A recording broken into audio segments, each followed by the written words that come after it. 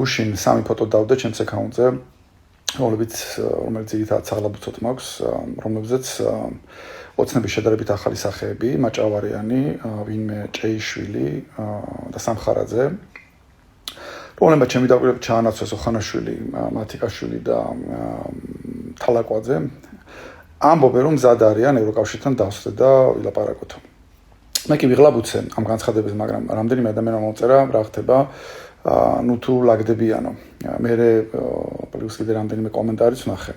როცა დავამიგდო რაღაც კომენტარები, ცოტას დავიცადოთ, ნახეთ ხო უკრაინა რუსეთს დედას უტირებს და მე ნახე ამათი კნავილი და მუხლებზე დგომა დასავლეთის წინაშეო და ასე შემდეგ.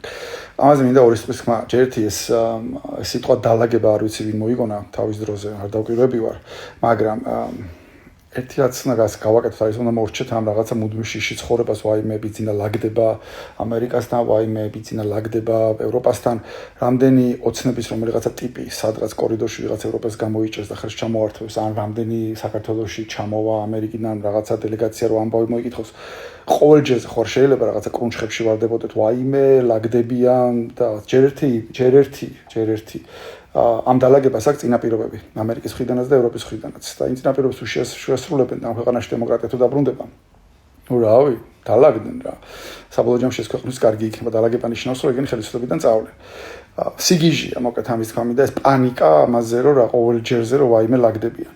მე ამ რაღაცა სამი პაიკის ერთი შინაარსის განცხადება ხო გასაგებია რომ რაღაცა ის არის მესეჯ ბოქსი ამ ჩაუგდეს დილით უთხრეს რომ დღეს ამას ამბობთ და დამსკრივდნენ და გაიმეორეს სამივე. ანუ ეს მესეჯი რომ მზად ვართ ლაპარაკისთვის ჯერ ერთი ოცნებიდან პირველად არ გაუჟღერებიათ. აქამდეც ბევრჯერ ვთქვამთ. პუტინიც იძახის ხოლმე ზელენსკისთან ლაპარაკისთვის მზად ვარ, ოღონდ მე ამას აყოლებს ისეთ დათქმებს, რომლებიც გამორიცხავს ყველანაირ ლაპარაკს. იგივე ხდება აქაც. ანუ ლაპარაკი თუ უნდათ, იციან რა არის გასაკეთებელი. ანუ 100 ჯერ უთხრეს ცალკე ევროპიდან, ევროპის სხვადასხვა დედაქალაქებიდან, ცალკე უთხრეს ამერიკიდან. არაერთხელ. და არც უკრაინაში რუსეთის ჩაჯმა არაფერ შუაში არის აქ. თავს მოიტყუებთ, რომ რაღაცა ახლა შეშინდნენ და მუხლებზე დადგნენ და ასე შემდეგ. არაფერი ეგეთი არ ხდება.